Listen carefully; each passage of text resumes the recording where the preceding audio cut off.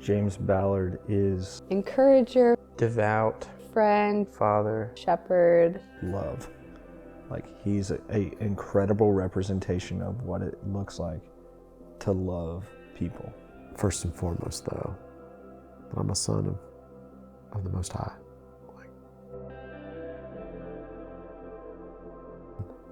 It was in March of 2017 that I get a call from John Reinheimer.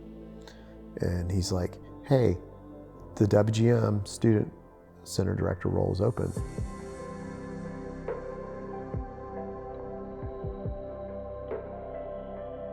There's not another person that does the ministry the way that James does. WGM felt like a mom and pop kind of place. I used to come back from classes every day, second semester, freshman year, and I would walk into the center and I'd be like, Mom, Dad, I'm home from school. And they'd be like, hey, like, we missed you. I mean, the reason Global Cafe is the way it is, a lot of that has to do with Rochelle stepping into that. She was just a good balance to me in ministry. I would not be the man I am today if it weren't for Rochelle Ballard.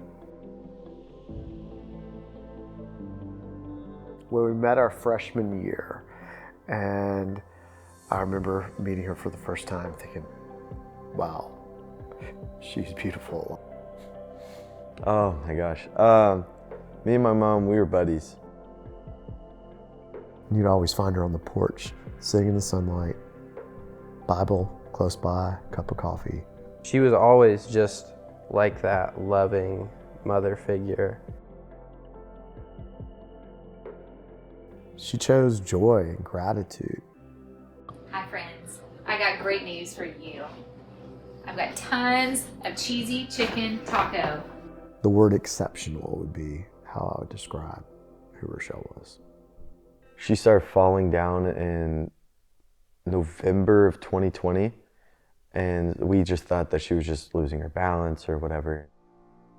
So it's January 2021, and I remember taking her to the ER and to get tested for COVID, and they did an MRI, and in came the surgeon saying, you have a tumor and we need to remove it. You know, she had surgery. It definitely was cancer. It was glioblastoma, stage 4 cancer. And that's terminal within the year. But even with that knowledge, she never lost hope. She never lost joy. She was listening more than she was always talking and making you like know that she was there for you, even when like we were all wanting to be there for her more. That kind of hits you, right? That's kind of a reality of like, so where do I put my hope?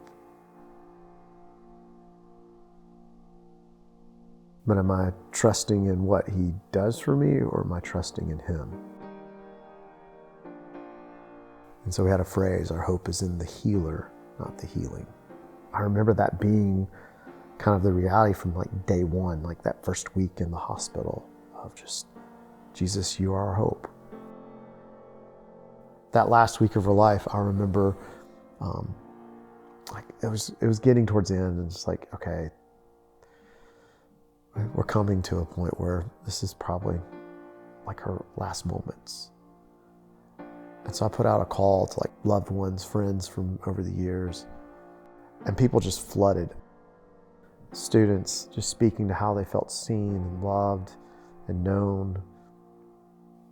And I think back to that moment, just what a sweet celebration of her that was. And what a gift it probably was to her. But I know for me too, just to know that this is what she's known for, right? And that even cancer can't take that away from her.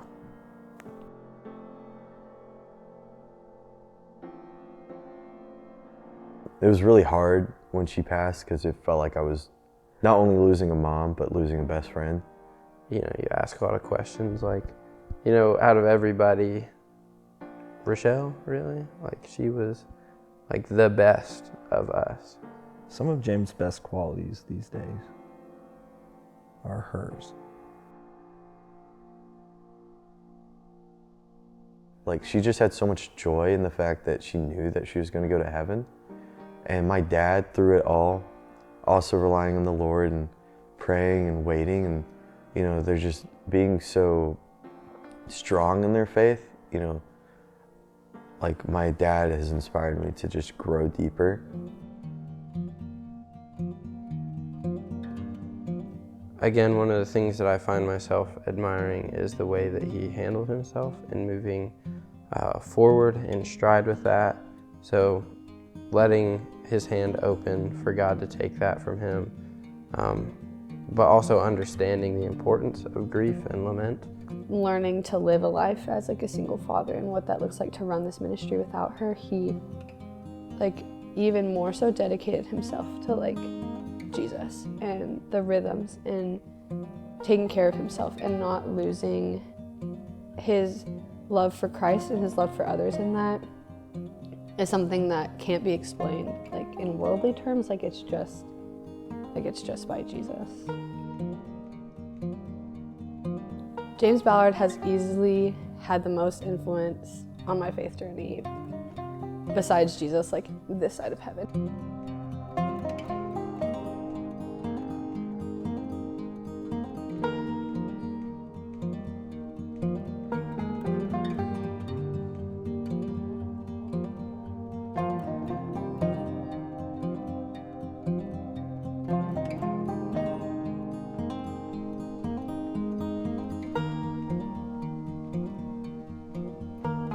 But maybe that's why I'm here.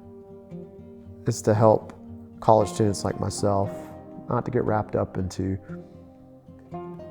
if I could just do X, that's not going to fulfill you, only Jesus. So I lean into that reality every day and remind myself and remind Asbury students, whoever comes in my path, it's Jesus. All eyes on him, hands open, hearts open, eyes open.